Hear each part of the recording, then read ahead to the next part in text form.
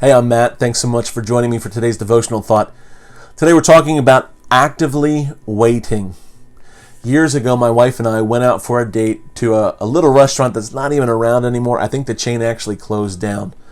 But instead of bringing out bread or rolls or queso and chips or even like peanuts, something like that, these folks, for their restaurant chain, they brought out popcorn, kind of like you would get at maybe a movie theater or even at some Ace Hardware stores. And so they brought out the popcorn for us, and we started looking through the menu. We had some family recommend this restaurant to us, so we thought, wow, this should be great, a great experience for us. So as we started looking through our menu, our waitress, she's pretty engaging and pretty extroverted. And so she comes and brings us some water, brings us our popcorn, of course, and says, I'll be right back to take your order for you. So when she comes back, as we're sitting there in the booth, she says, you know what? Why don't you scoot over there, hun? And she's talking to me, and she says, I got to take a load off. And she sits down in the booth next to me. It went from being, hey, this is a nice little restaurant, to this is super awkward. She said, I've got about a 10-minute, 15-minute break, and so I figured I'd take it with you guys in the booth. I thought, this is not how it's supposed to work for customer service. So she took our orders, and we kind of cringed through the experience, and it all worked out, and I was glad that she felt comfortable with us to go ahead and take a seat. But it just reminded me for today's devotional thought, sometimes we think of waiting as this very passive action. We don't like waiting.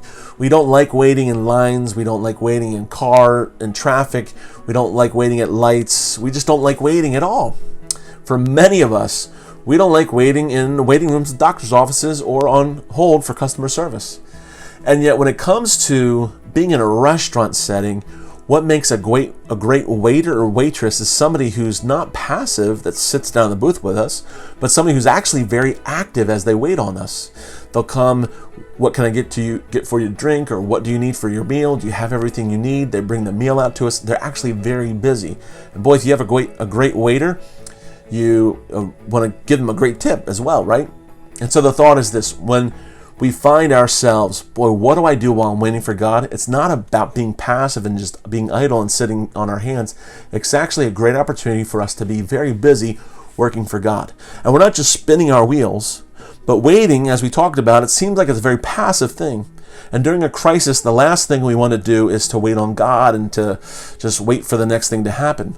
But God shows us that waiting isn't sitting around twiddling our thumbs. Waiting is actually very active. What's the sign of a good server, as we mentioned? Well, it's somebody who's very active in a restaurant. Crisis times in our lives, they can paralyze us.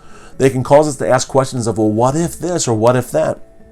And yet God does not want us to be passive in our response to those waiting seasons, but He wants us to be very active in trusting Him. The question we can change in our mind goes from why me to why now to, well, what can I do in the season of waiting? In Psalm 27, verse 14, David writes these words, wait on the Lord, be of good courage, and He will strengthen your heart. Wait, I say, on the Lord. And so our encouragement is this: it's easier to steer a moving car than a parked one. And as God directs you in your life and directs me in my life, we want to continue to stay moving. And even though the future may be totally uncertain, we can still do things that are within our control and leave the other things that are out of our control to God, even in seasons when we're waiting.